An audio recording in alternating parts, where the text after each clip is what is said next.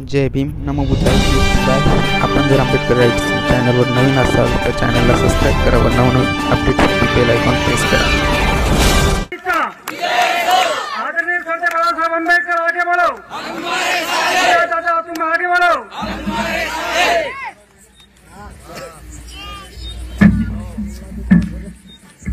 अलक निरंजन, अलक निरंजन. जय जय जय जय जय भीम. जय भीम. सर्वात प्रथम नवनाथ महाराज, छत्रपती शिवाजी महाराज, छत्रपती शाहू महाराज, महात्मा ज्योतिबा फुले, सावित्रीबाई फुले, डॉक्टर बाबासाहेब आंबेडकर यांना अभिवादन करतो. उपस्थित मंचावरती सगळे मान्यवर, इकडे जमलेले सगळे माझ्या बंधूंनो, भगिनींनो, माता भगिनींनो आणि या चळवळीतल्या साथीदारांनो, तुम्हा सर्वांना माझा जय भीम. सर्वात पहिले एक मोठा टाळ्यांचा गडगडाट होऊन जाऊ देत आजचा हा कार्यक्रम आयोजित करणाऱ्या सगळ्या आपल्या तरुण पिढींसाठी. आणि मित्रांनो, आपण असंच काम करत राहिलो. आज जसा आपल्या समोर वेगवेगळे प्रश्न होते, कठीणाई होती, त्याच्यावरती पुढे जाऊन आपण एक सगळे 5 गावं एकत्र करून एक कार्यक्रम घेतलाय. आणि आपल्या समाजातले, आपल्या तमाम वंचित समाजातले युवक जर असंच काम करत राहिले तर आपलं भविष्य खूप खूप उज्ज्वल आहे असं मी आपल्या समोर मांडतो. आज मी कधी कविता करत नाही, किस्से जास्त सांगत नाही, पण एक आज महत्वाचं दृश्य आपल्या सर्वांसमोर घडलेलं आहे. इकडे जनरेटर होता,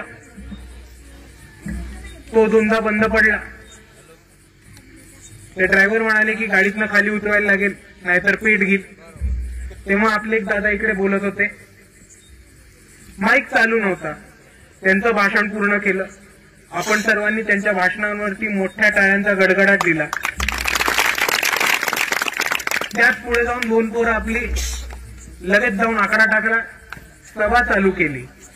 आणि ह्याच्यावरनं एकच उदाहरण आपल्या समोर येतं की इकडच्या वंचितांचा, तरुणांचा आवाज तुम्ही दाबू शकणार नाही आहात. आणि जर तुम्ही इकडचा आवाज दाबला तर आम्ही डायरेक्ट तुमच्या मेन लाईन वरती आकडा टाकून आमच्या विकासाचा प्रकाश नक्कीच करूया. दादा आंबेडकर तुम आगे बढ़ो. आपल्या बऱ्याचशा तरुणांनी अजून एक महत्वाची गोष्ट केली आज, की सहसा जिकडे जातो तिकडे एक घोळका होतो, सेल्फी काढायला, फोटो काढायला, हार टाकायला.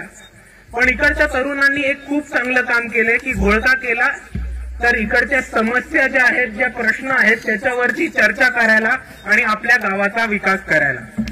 आणि त्याच मुद्द्यांवरती सर्वात पहिले बोलायचं असेल तर सर्वात पहिले सांगतो की येत्या 30 तारखेपर्यंत आपण 3.5 लाखाच्या 20 विहिरी या गावासाठी सभापतींमार्फत इकडे जाहीर करतोय. दुसरा मोठा प्रश्न जो आपल्या गावासमोर येतो तो म्हणजे अंगणवाड्यांचा.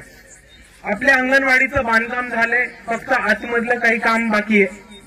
जसा शासनाचा निधी येतो आणि आपण शासनाकडे अर्ज केलाय की लवकरात लवकर तो निधी मंजूर करावा, जसा शासनाचा निधी आला तसा आपल्या गावाची अंगणवाडी बांधून झाली असं आपण समजून घेऊयात.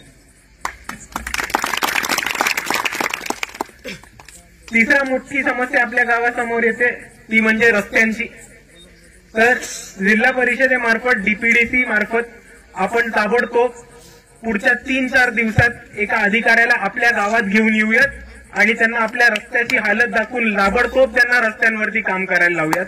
आणि आपल्या गावासाठी एक चांगला वाहनं जातील, पिकअप ट्रक जाईल, छोटा हत्ती जाईल, अशा स्वरूपाचा रस्ता आणि ज्याच्यावरती अपघात होणार नाहीत अशा स्वरूपाचा रस्ता आपण लवकरात लवकर बांधून घेऊयात.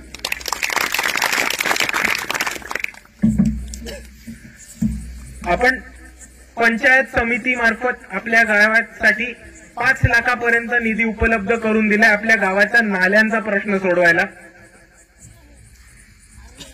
आणि आपल्या गावाच्या जितक्या पण समस्या आज आपल्या तरुणांनी जशा मांडल्या आहेत तसंच मी यांना विनंती करतो की वारंवार आमच्या वंचित बहुजन युवक आघाडीच्या संपर्कात राहावं.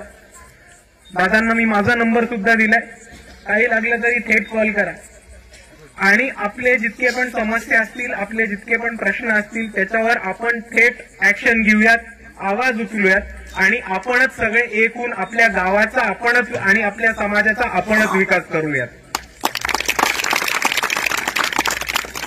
कारण मित्रांनो, आपण एक गोष्ट समजून घेऊयात की आतापर्यंत जे सत्ताधारी होते, आतापर्यंत जे सत्तेत बसले होते, ज्यांनी सत्ता उपभोगली आहे, त्यांना आपल्याला वंचित ठेवायचं आहे आणि त्यांना स्वतःच्या पोरांचा, स्वतःच्या कार्यकर्त्यांचा आणि त्यांचे आर्थिक, राजकीय आणि कधी कधी गुन्हेगारीचे पण हितसंबंध टिकवून ठेवायला त्यांना इकडच्या सत्तेचा वापर करायचा आहे.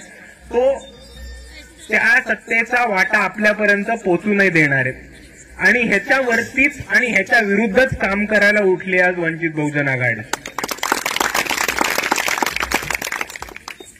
आपण जर बघितलं असेल तर या महाराष्ट्रामध्ये आपल्याला दोन चित्र दिसतात. एका बाजूला प्रस्थापित श्रीमंत, उच्चवर्णीय, उच्चवर्गीय लोक दिसतात, ज्यांनी जे महाराष्ट्राचे फक्त 20% आहेत, जे फक्त महाराष्ट्राच्या 20% प्रतिनिधित्व करतात. आणि दुसऱ्या बाजूला आपल्याकडे 80% वंचित बहुजन आहेत, जो आतापर्यंत इकडचा कष्टकरी समाज होता, गोरगरीब समाज होता, शेतकऱ्यांचा समाज होता आणि इकडच्या तमाम वंचित बहुजनांचं प्रतिनिधित्व करत होता, ज्यांना ह्यांनी जे हे जरी 80% असले तरी त्यांना इकडचा 5%चा पण सत्तेचा वाटा या इकडच्या सत्ताधाऱ्यांनी देऊ नाही दिलाय. म्हणून त्याच्या आधी एक चळवळीचा महत्वाचा नारा होता की जिसकी जितनी संख्या भारी उसकी उतनी भागीरदारी. पण मित्रांनो, 2019 पासून वंचित बहुजन आघाडीने हा अख्खा फॉर्म्युला बदलून टाकलाय. आपण जर 2019चं मतदान बघितलं असेल तर कैकाडी, पारधी, घिसाडी, मसनजोगी, कुडमुडा जोशी यांचा ज्या समाजाचं एका लोकसभेच्या मतदारसंघामध्ये 20-20 हजार पण मतदार नव्हते, त्या समाजाच्या वंचित बहुजन आघाड्यांनी 1.5-2 लाख मतदान घेतलंय. आणि खास करून हा मुद्दा आपल्या समोर मांडतो की ह्याच प्रक्रियेमुळे आज चळवळीचा नारा थोडा बदललाय आणि तो असा झालाय की अगर ना भी हो संख्या भारी फिर भी मिलेगी भागीरदारी. म्हणूनच आज जो वंचितचा उठाव झालाय त्याच्यामध्ये हाच निर्णय करणार आहोत आणि आमचा हाच प्रयत्न राहणार आहे की एक आमदार नाथजोग्यांचा, एक आमदार मसनजोग्यांचा, एक आमदार गैगाड्यांचा, एक आमदार धनगरांचा, एक आमदार माळ्यांचा, एक आमदार मुसलमानांचा, एक आमदार दलितांचा, एक आमदार आदिवासींचा, एक आमदार कोळ्यांचा, एक आमदार तेल्यांचा, इतके सगळे प्रतिनिधित्व करू. आपण सत्तेत जाऊ आणि सत्तेची तिजोरी हातात घेऊ. ती सत्तेची तिजोरी हातात का घ्यायची? आपणच आपल्या समाजाचं, आपणच आपल्या गावाचा आणि आपणच आपल्या समूहाचा विकास करायला. कारण आतापर्यंत जे सत्ताधारी होते त्यांचा हेतू हाच आहे की इकडच्या वंचितांना वंचित ठेवणं, इकडच्या गरिबांना गरीब ठेवणं आणि सत्तेचा वापर करून स्वतःचे खिसे भरवणं. आणि जसं आम्ही म्हणतो की हे प्रतिनिधित्व सगळ्या जाती समूहात जायला पाहिजे, तसंच या युवक आघाडीच्या समोर मी एक गोष्ट मांडतो की तसंच आमचं हे पण म्हणणं आहे की हे प्रतिनिधित्व युवकांकडे जायला पाहिजे. म्हणूनच विधानसभेचा जर आपण आकडेवारी बघितली असेल तर वंचित बहुजन आघाडीचे असे 25 उमेदवार होते ज्यांनी विधानसभा लढवली. एक 30-40 हजार मतं घेतली प्रत्येक विधानसभेमध्ये, जे स्वतः 30 वर्षाच्या खाली होते. आणि हे 30 वर्षाच्या खाली असणारे युवक कोणत्या तरी आमदाराचा पोरगा नव्हता, खासदाराचा भाचा नव्हता, उद्योगपतीचा नातू नव्हता. तो तुमच्या आमच्या सर्वांसारखा कष्टकरी, सर्वसामान्य, गोरगरीब कुटुंबातून आलेला व्यक्ती होता, ज्याला वंचित बहुजन आघाडीने उमेदवारी दिली, ज्याला वंचित बहुजन आघाडीचं धोरण पटलं आणि इकडे तमाम वंचितांची ताकद एकत्र करून त्यांनी इकडच्या भाजप RSSला त्यांच्या घरी जाऊन टक्कर द्यायचा प्रयत्न केलाय. आणि मागच्या वेळेस टक्कर दिलीय, यावेळेस त्यांना सत्तेच्या बाहेर उचलून फेकून देऊ एवढं तुमच्या समोर मांडतो. आणि एक गोष्ट मला इकडच्या तरुणांसमोर मांडायची. आता माझ्या आधी भाषण करणारे एक दादा म्हटले, बहुतेक चव्हाण साहेब होते, नाही आपणच बोललेलं ते, की या समाजामध्ये आता एक 10% अशी लोक आहेत ज्यांनी शिक्षण घेतलेले. पण दादा इकडच्या सरकारचा जरा गेम वेगळा चालू आहे, आपण समजून घेऊया. आज जिल्हा परिषदेच्या अंगणवाड्या, जिल्हा परिषदेच्या ज्या शाळा आहेत, इकडचं सरकार ते बंद पाडण्याचा प्रयत्न करते. 5 जिल्हा परिषदेच्या शाळा बंद करून एक क्लब करणार आहेत मध्यवर्ती, आणि त्या मध्यवर्ती क्लब इकडच्या कॉर्पोरेट सेक्टरला चालवायला देणार आहेत. तो कॉर्पोरेट सेक्टरला परमनंटली नाही देणार, ते एका ठेक्यावरती देणार आहेत.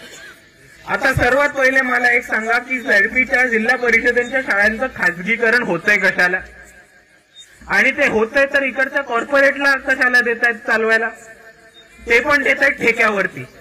ठेका संपला, कॉन्ट्रॅक्ट संपला की मग काय होणार, इकडचे सत्ताधारी ती जागा हडप करणार आणि त्याच्यातनं पैसे कमवणार. आणि आपली पोरं शिक्षाला काय करणार, त्यांना शिकायला नाही लागणार, त्यांना शिकायला जागा नाही राहणार आहे, आणि मग आपल्या पोरांना बोंबलत बसायला लागणार आहे, अशी परिस्थिती इकडचे सत्ताधारी उभे करतात.